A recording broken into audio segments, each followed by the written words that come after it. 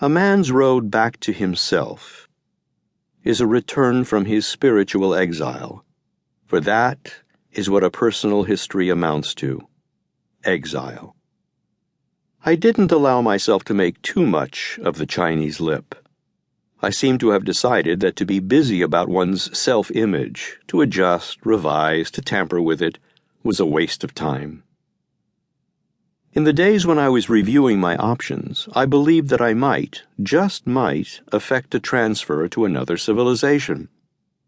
The Chinese would never notice me in China, while in my own country, looking vaguely Chinese would not be enough to prevent discovery. I probably mean exposure. But I lasted only 5 years in the Far East. The last 2 of these I spent in Burma, where I made important business connections, discovering, while immersed in another civilization, that I had something of a gift for putting together business deals. Provided with a lifetime income through the Burmese operation, which had a Guatemalan branch, I returned to Chicago, where my emotional roots were. I gave up being a Chinaman. Some Westerners, of course, preferred to be Oriental. There was the famous British hermit of Peking, described so beautifully by Trevor Roper. There was also Two Gun Cohen, the Montreal gangster hired by Sun Yat-sen to be his bodyguard, and who never wished to return to Canada, it seems.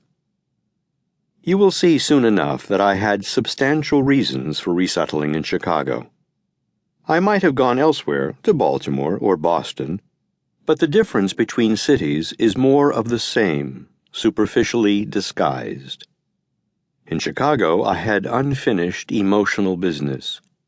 In Boston or in Baltimore, I would still have thought daily and regularly of the same woman, of what I might have said to her, of what she might have answered. Love objects, as psychiatry has named them, are not frequently come by or easily put aside.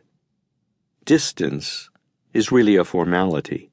The mind takes no real notice of it. I returned to Chicago and opened a business on Van Buren Street. I trained my employees to run it for me, and then I was free to fill my life with more interesting activities. Somewhat to my own surprise, I became part of a set of curious people. The main threat in a place like Chicago is emptiness. Human gaps and breaks, a sort of spiritual ozone that smells like bleach. In the old days, Chicago streetcars gave off such a smell. Ozone is made by a combination of oxygen and ultraviolet rays in the upper atmosphere. I found ways to protect myself from this liminal threat, the threat of being sucked into outer space.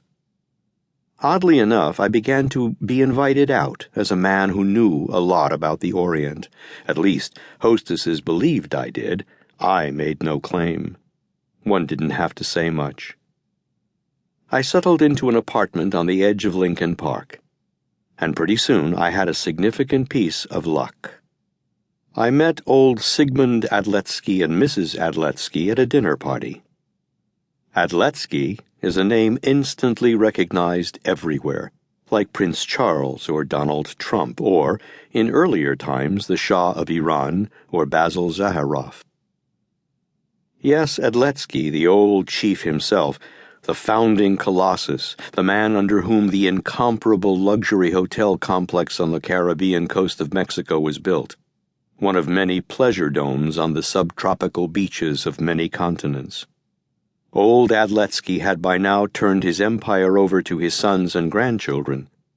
He would never have bothered with the likes of me if he had still been running the hotels, the airlines, the mines, the electronics laboratories. The dinner party at which we met was given by Francis Jellicoe. A Jellicoe commanded the British Grand Fleet in the Battle of Jutland, 1916. The family had an American branch, so the American Jellicoe said, which was very rich. Francis, who came into a fortune, had also inherited a collection of paintings that included a Bosch, a Botticelli, and several Goya portraits, as well as some Picassos of my favorite kind, multiple noses and eyes.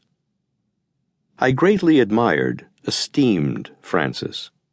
Fritz Rourke, her husband and the father of her 2 children, had divorced her, but she continued to love him, and not in the abstract.